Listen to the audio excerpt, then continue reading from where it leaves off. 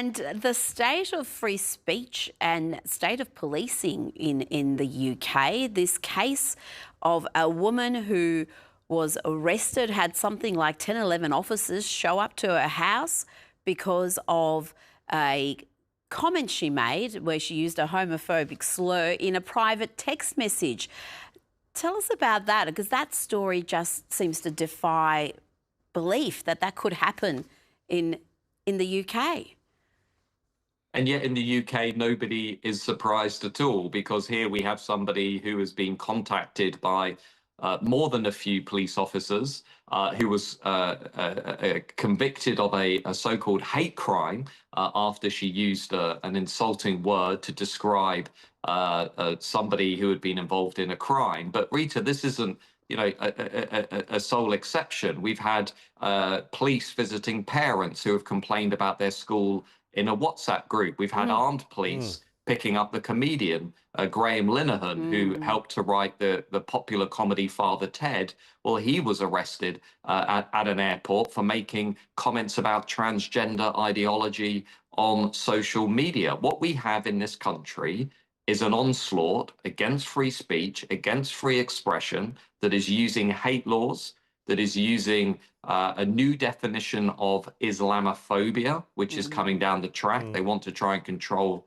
what we can and cannot say about Islam, and which has been basically curtailing the national conversation, controlling it, so we cannot speak out about these issues to do with migration, diversity, even what we think about local public services. So this is a really serious moment, even though many people might roll their eyes and say, well, this is just a ridiculous example of police overreach. It really isn't. This is a sinister, I would argue, coordinated attack on our free speech and free expression in the very home, we should remember, of free speech and individual liberty. It's horrific what is happening there in Britain, Matt. In London, Sadiq Khan, the mayor there, seems to have got his priorities mixed up as usual. He's spending $250,000 on diversity training. Not much money seemed to go on the annual Christmas tree, however. London's Christmas tree in Trafalgar Square has come in for a lot of criticism of being the saddest, most pathetic-looking Christmas tree in years, with a kind of string of lights that you'd buy down at Woolworths or Bunnings or somewhere. It's a tragic... it looks absolutely pathetic. Have you been down to Trafalgar Square, Matt, to check this out? Well, that Christmas tree is actually right around the corner from my office, so I can't avoid that Christmas tree, and it's a depressing symbol of what's happened to our capital city. Let's just be clear for a minute. This is the London Labour mayor, who also clearly cannot be bothered to investigate rumours of extensive grooming gang activity of young white working class girls, according to social workers and charity workers, being abused in our capital city. He's downplayed that issue. He's invested millions in diversity training, in hate laws, in warning people on the London Tube about hate crimes. We're being bombarded with posters and billboards about what we can and cannot say, yet crime is completely out of control. Shoplifting has never been as high in London as it is today, and nearly 120,000 smartphones were stolen from people last year alone. I would like the mayor of London to get back to doing what the leader of the capital city should be doing, which is tackling crime, improving public services. But he won't do that, because what Sadiq Khan is a virtue signaling, hardcore leftist who constantly engages in identity politics, has almost no interest at all in the white British majority in our country, has just rebranded London trains, and other buildings to commemorate lots of diversity stories in our history, but yet has just gone to a Christmas Carol service looking completely lost. People will find the footage online, not sure what he's singing, not even sure probably what this service is even all about.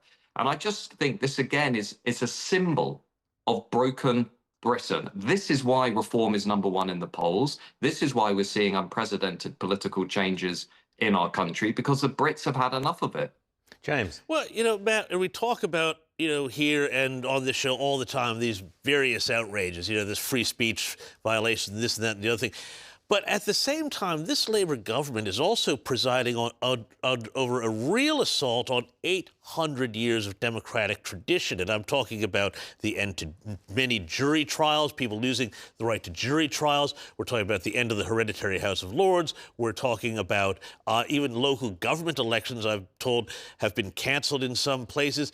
It feels like while we're all talking about these sort of headline-making issues, there is a real genuine assault on democracy that if somebody like a Donald Trump tried it in the United States, people would be losing their mind. And yet the left seems to think, oh, well, you know, this is okay to lose all of these rights guaranteed by the Magna Carta and other institutions in Great Britain, which is the basically mothership for democracies like Australia, like the United States, like Canada, like democracies around the world.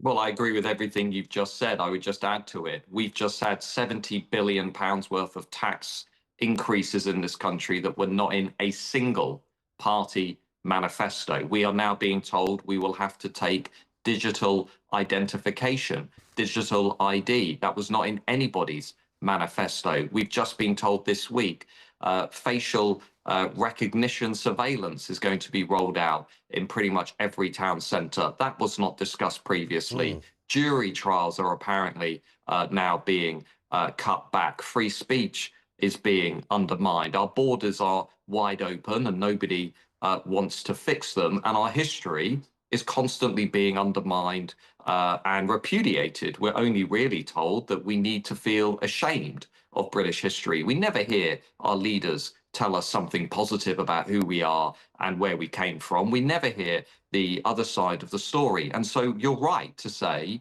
you know, we can all get outraged about the stories that we read in the newspapers.